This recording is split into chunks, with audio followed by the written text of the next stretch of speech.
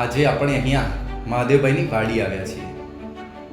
મહાદેવભાઈ એક પ્રયોગશીલ ખેડૂત તરીકેની છાપ ધરાવે છે અને આ એમની વાડીમાં એમણે દાડમની ખેતી, બાગાયત ખેતી કરેલ છે. આજે આપણે મહાદેવભાઈની મુલાકાત કરવી છે અને મહાદેવભાઈ પાસે જ આ દાડમની ખેતી વિશે અને ઘણું બધું જાણવું છે. ચાલો મળીએ મહાદેવભાઈને. નમસ્કાર.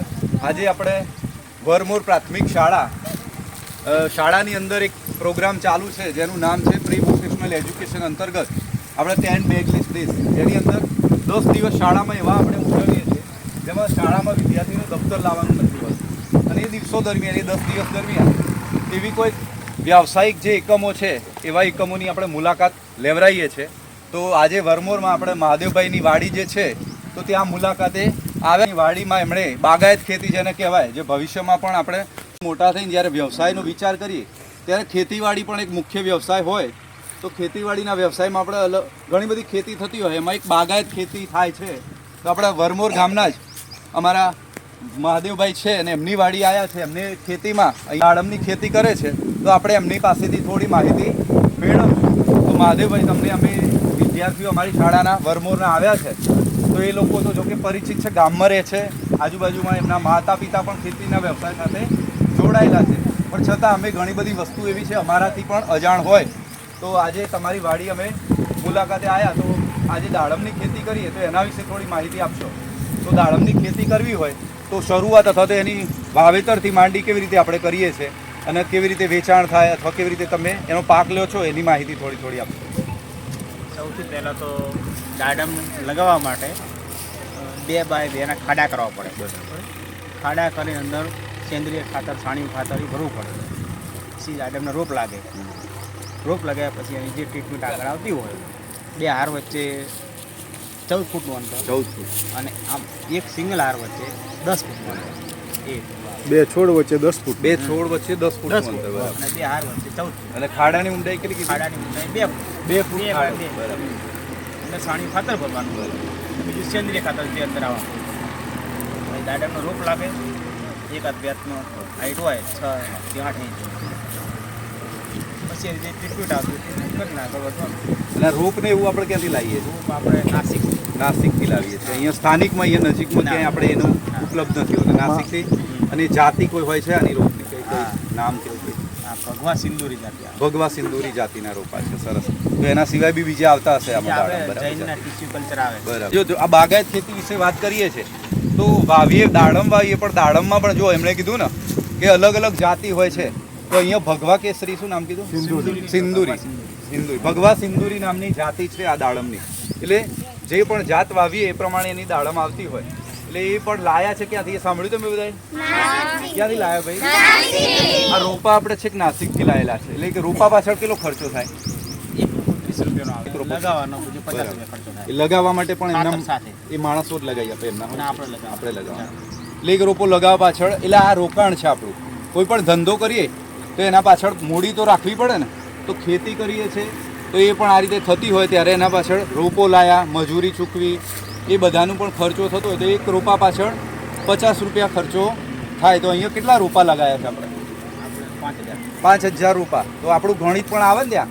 5000 રોપા છે અને એક રોપા પાછળ 50 રૂપિયાનો ખર્ચો થાય છે. તો એ પ્રમાણે આપણી તૈયારી હોય કે આપણે ખેતી કરીએ છીએ તો કેટલી વ્યવસ્થા અગાઉથી પણ કરવી પડશે.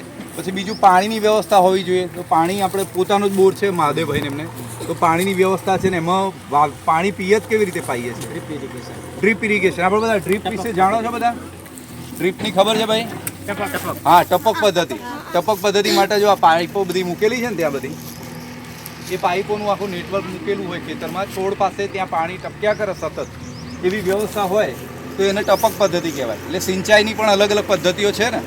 ટપક સિવાય બીજી કઈ પદ્ધતિથી પાણી પાય? ફુવારા પદ્ધતિ. પછી આમ જૂની પદ્ધતિ સૌથી બધા વાપરતા હતા એ કઈ? ધોરિયા પદ્ધતિ. ધોરિયા બનાવીએ છીએ ને આપણે, નિકો બનાવીએ. શું કહો છો તમે? હા, એ ધોરિયા પદ્ધતિ હોય પણ એમાં પાણીનો વપરાશ વધારે થાય. અને બાગાયતમાં તો સૌથી વધુ અસરકારક હોય તો ટપક પદ્ધતિ છે કદાચ. એને ઇંગ્લિશમાં ડ્રીપ ઇરિગેશન કહેવાય. Drip irrigation. બરાબર.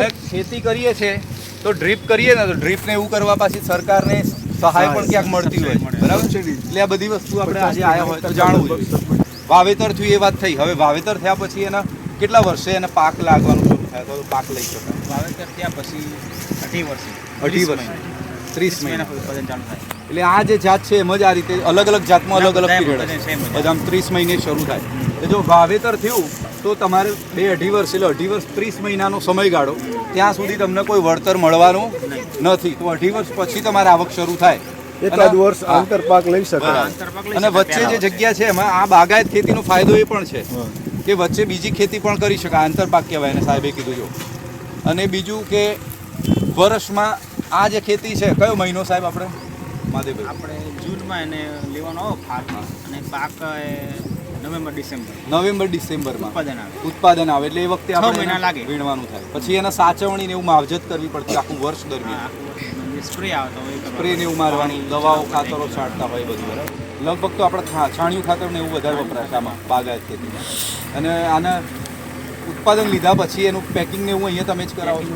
વેપારી આવે લઈ જાય. વેપારી આવીને અહીંયા અહીંયા ભાવ આવીને કરી પાછળ લે. અને પછી બરાબર. પેકિંગ કરીને એમની જાતે લઈ જાય. એટલે આપણે અહીંયા જે પણ અહીંયા દેખાય છે દાડમ, તો એ પાક લીધા પછી કોઈ વેપારીનો સંપર્ક હોય આપણી પાસે તો આપણે બજારમાં આપવાય ના જવું પડે. એ આવીને લઈ જાય છે.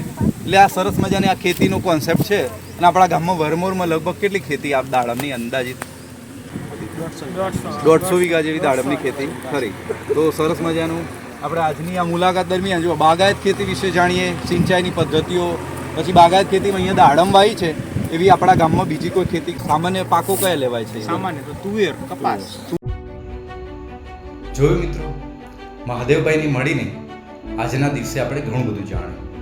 બાગાયત ખેતી વિશે, એમની દાડમની વિવિધ જાતો વિશે, દાડમનું વાવેતર કેવી રીતે કરે છે, એ બાદ એની માવજત કેવી રીતે કરે છે, ઉત્પાદન મેળવ્યા બાદ એને બજાર સુધી પહોંચાડવા સુધીની તમામ પ્રક્રિયા, અને સાથોસાથ એમાં કેટલો ખર્ચ પડે છે, કેટલી આવક થાય, પિયતની વિવિધ પદ્ધતિઓ, અને એ ઉપરાંત એ પોતે અત્યારે ઓર્ગેનિક પદ્ધતિથી જે ખેતી કરે છે, સેન્દ્રિય ખાતરનો ઉપયોગ કરે છે, તો ખાતરોની પણ સરસ મજાની માહિતી આપી. તો આપણી શાળાના બાળકોને આ બધું જ શિક્ષણ અહીંયા લાઈવ મહાદેવભાઈ દ્વારા મળ્યું એનો આપણને આનંદ છે. ફરી ક્યારેક આપણે મહાદેવભાઈને મળવા આવીશું.